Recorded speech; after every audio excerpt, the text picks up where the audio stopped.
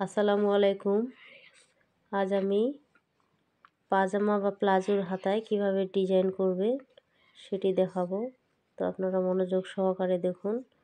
এই যে আমি 3টি দাগ দিয়ে নিয়েছিলাম, এগুলো আমি সেলাই করে নিচ্ছি। চিকন চিকন করে চিকন করে সেলাইটি দিতে হবে, সোজা করে। একটি সেলাই দেওয়া হয়ে গেল। তো আমরা এখানে মোট 3টি সেলাই দিব। এভাবে ঘুরিয়ে নিলে বুঝতে পারবো যে সমান হচ্ছে কিনা আমাদের।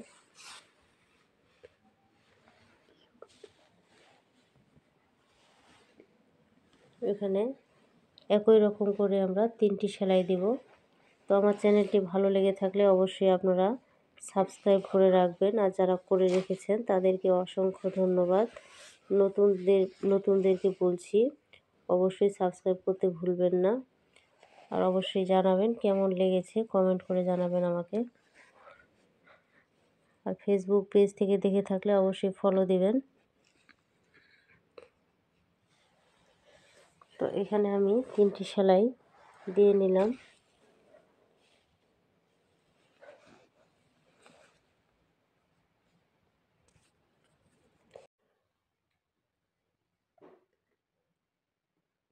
তো আমার 3টি সেলাই দেওয়া হয়ে গেল।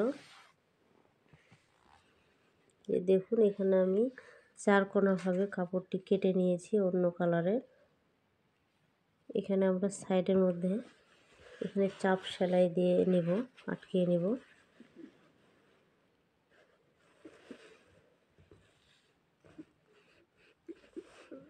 একটি আটকিয়ে নিলাম। এই যে দেখুন, এইভাবে ভাঁজ করে নিতে হবে।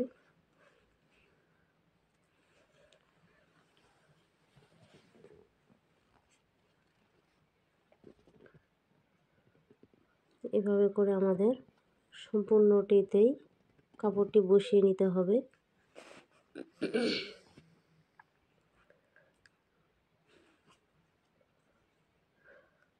তো আপনারা ভিডিওটি স্কিপ না করে সম্পূর্ণটা দেখার চেষ্টা করবেন, তাহলে একবারেই পারবেন।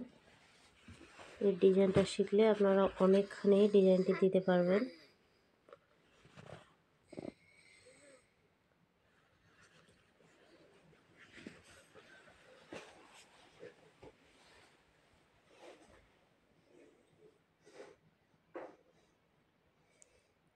তো আমি আগে কাপড়গুলো আটকিয়ে নিলাম। এখানে আমাদের আরেকটি কাপড়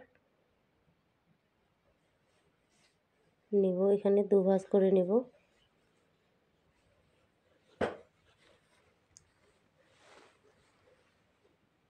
এভাবে করে বসিয়ে নিতে হবে। তবে ঘুরিয়ে নিলাম। এপাশে সেলাইয়ের উপর দিয়ে আমরা সেলাইটা দিয়ে নেব, নাহলে আঁকা বাঁকা হয়ে যাওয়ার সম্ভাবনা থাকবে। এভাবে আপনারা ঘুরিয়ে নেবেন। আগের সেলাইয়ের দাগটা অনুযায়ী সেলাই দিতে হবে।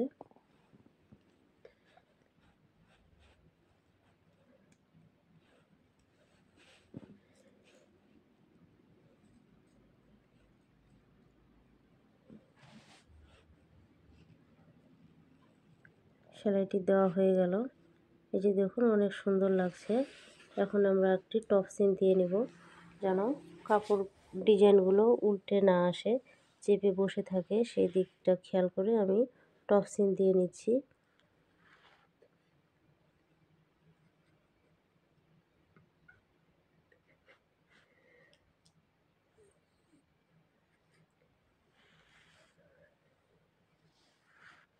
এই যে দেখুন, অনেক সুন্দর হয়েছে। অল্প সময়ে এখানে হাতাটি সেলাই করে দিলেই হাতা হয়ে গেল।